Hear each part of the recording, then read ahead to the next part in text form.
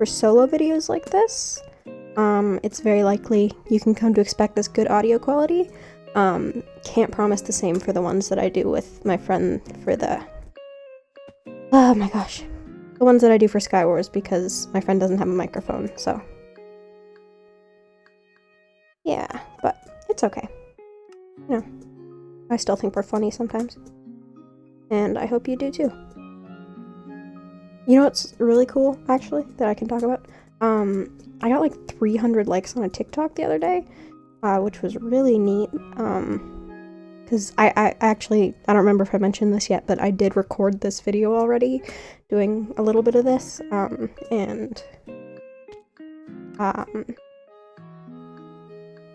sorry. I did record this already, and when I first recorded it, I only had like 70 likes, and I was like, that's really cool. And then now I have like 350 something, which is hog wild. But I think it's pretty neat. So thank you. You watched that TikTok and followed me or whatever. Because that's pretty epic. Gosh, what do I even talk about, hey? I'm hoping to start a podcast soon. I'm gonna have to work out schedule with the person that I want to record it with.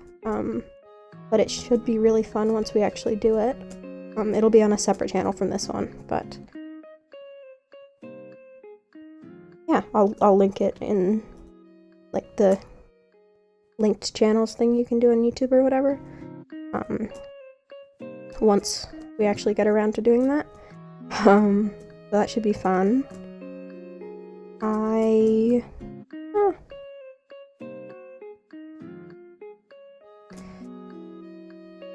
Hooray. Yeah, I'm gonna have to cut out so much from this, but I might not. Maybe I'll just make it like a long-form podcast thing, you know? I doubt many people are actually gonna sit through it, so that'll be fine. But yeah, I have a lot of stuff that I'm working on right now. I want to do that podcast, obviously. I want to start a movie review channel, like a film review channel, because the whole reason that I got into film was I started watching a bunch of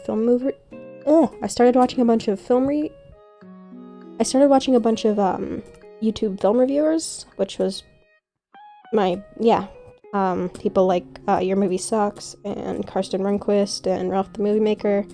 But mainly Your Movie Sucks was the big one that literally was the reason that I like film today, which is super cool, because that's what I'm planning to do now, you know, with the rest of my life, school-wise, career-wise. So, I guess it's a good thing I randomly got recommended is Oscars commentary in 2017. But yeah, so I'm planning on doing that. I have a lot of film stuff that I need to do because I need to start applying to colleges soon, which is gross, but I'm gonna need to have a portfolio, which means I should probably have some short films or something. It'll take a minute, but we'll see what happens there. I probably won't do a face reveal on here for a while, but I don't know. We'll see what happens.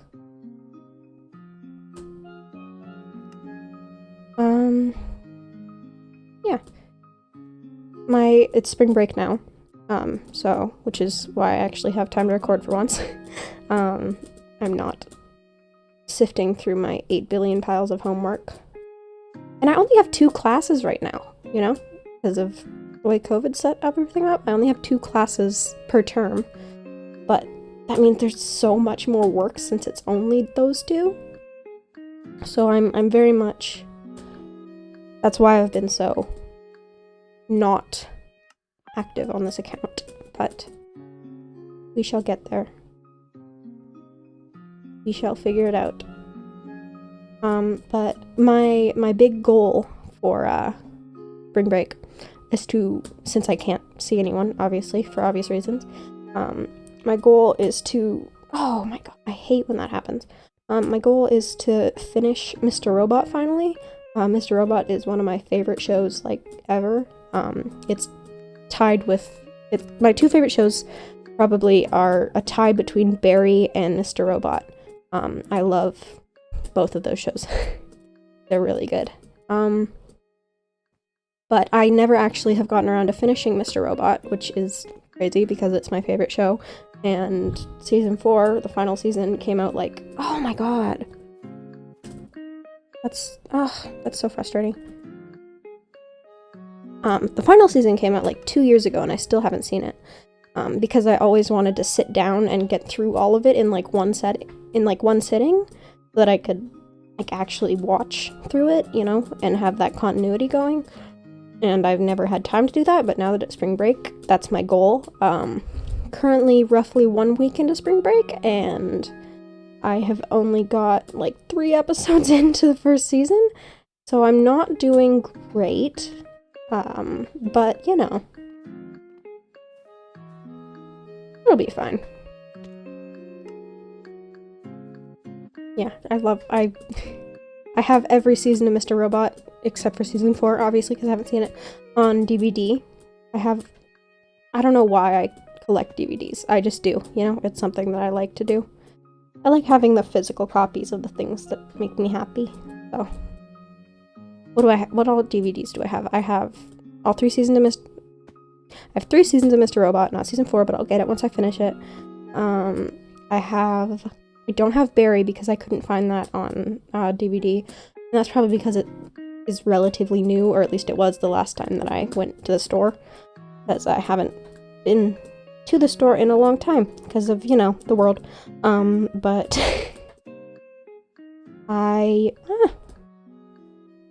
sheesh. If I could make this jump, I swear to God. So I have Mr. Robot, I have a Queen concert. Anybody who knows me knows that I'm a huge Queen fan. Freddie Mercury is one of my biggest inspirations, just kind of in life in general. So I have a Queen concert. I tried to find Live Aid, but I couldn't find it on DVD. So it's an earlier concert. I think it's from like 72. I'm probably totally wrong with that, but they perform stuff from the first 2 albums, so it's somewhere around there. Oh my gosh. But yeah, I knew that was gonna happen. Yeah, I have that one. I have my favorite movie of all time, Old Boy, which it's tied with a couple other movies. I can't pick a definitive favorite. It's so hard to do when there's so many good movies out there. And I know I sound like a pretentious film snob, but it was really, if you actually saw my top movies, the rest of them are not quite as snobby as an extreme Korean horror film from 2002. But it's really good. It's one of my favorite movies of all time. I have that on DVD. I also have, and here's where the non-snobbish part of my film taste comes out. Oh my gosh. Sorry, the non-snobbish part of my film taste, where another one that is tied with Old Boy for favorite movie of all time is Pop Star, the Lonely Island movie, which is so good. I could talk about... I've seen it a billion times. Like, to not exaggerate, I've seen it at least 20 times. It's so good. And I know it was like a huge flop, and a lot of people haven't seen it. And that really, it is frustrating because that's because of like the way that the advertising was, the way that the studio advertised the movie. So I know any of you that might be watching this who have seen like commercials for it and thought, oh, it looks like they're just making fun of Justin Bieber. That's the whole bit, right? And that's how it was marketed, which sucks because that's not what the movie is. It's so good. It's so funny.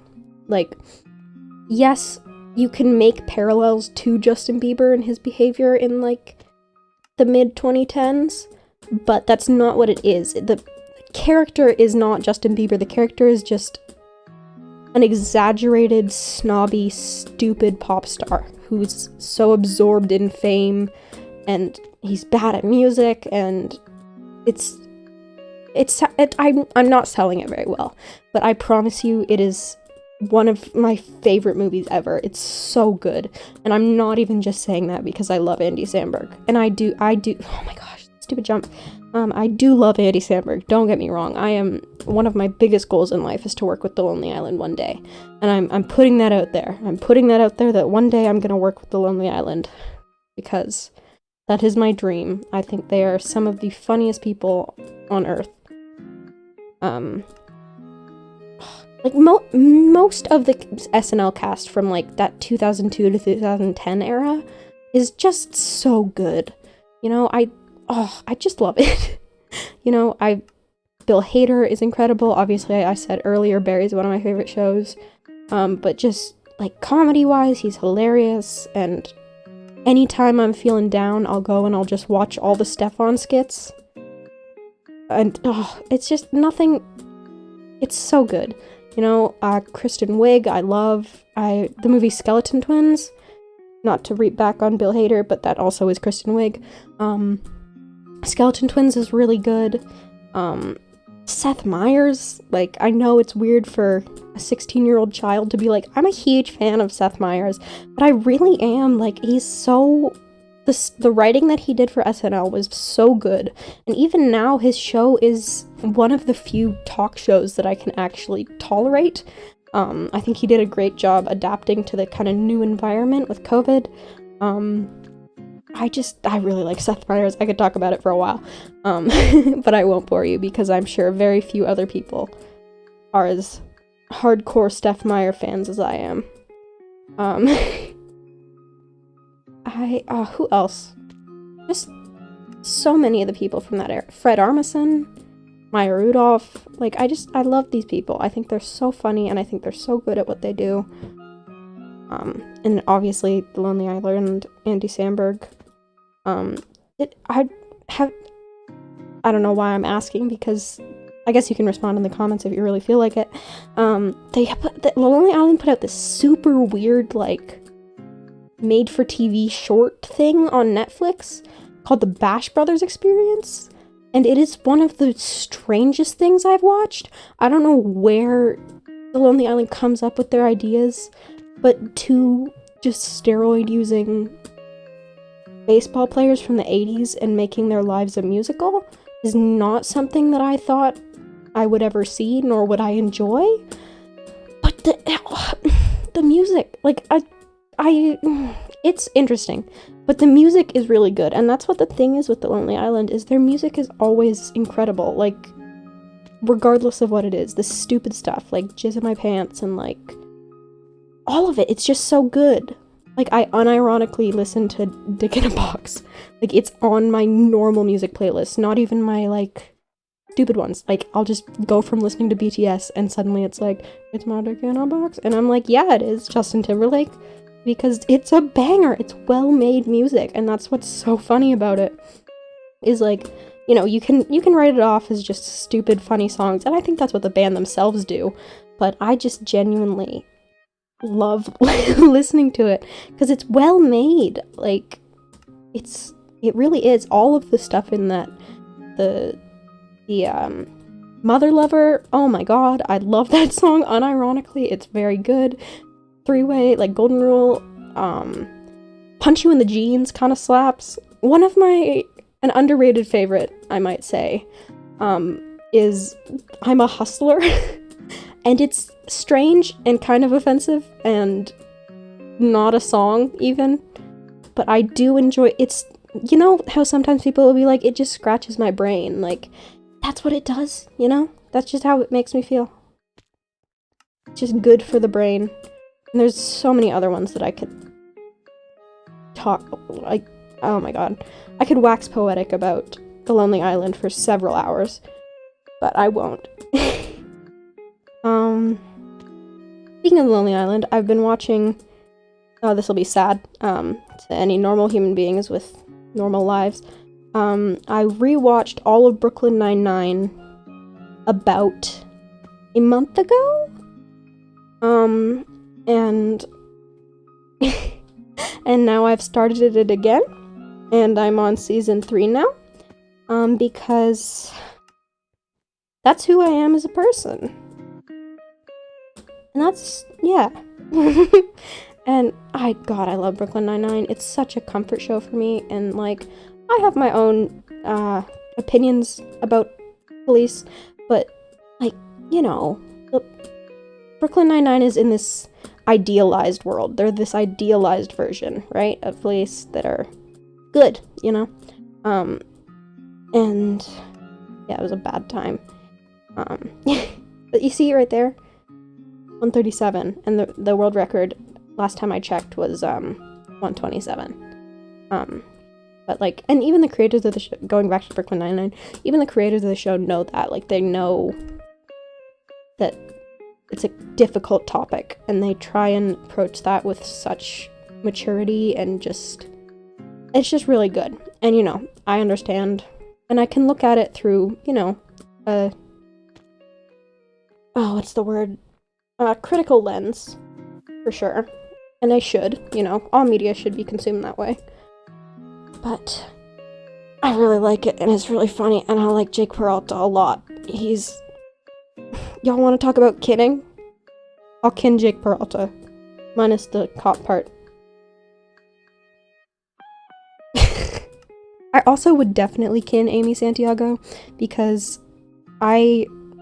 it's so funny. There'll be things on that show where people will make fun of her for being like, ooh, a new binder just got released. Or like, I love taking notes. And it's like, wait, that's stuff that makes me really happy. Like, nothing makes me happier than when I start a new class and they're like, all right, we're going to take notes for like 5 hours. And I'm like, I get to break out the fancy pens and my fancy notebook and I get to make pretty notes. Like, nothing is better. It's so good. I love it. It's my favorite. Like, I do a bullet journal because I just love writing stuff that looks fancy. Like, even if I don't care about the subject, it's fun to write the pretty notes for it.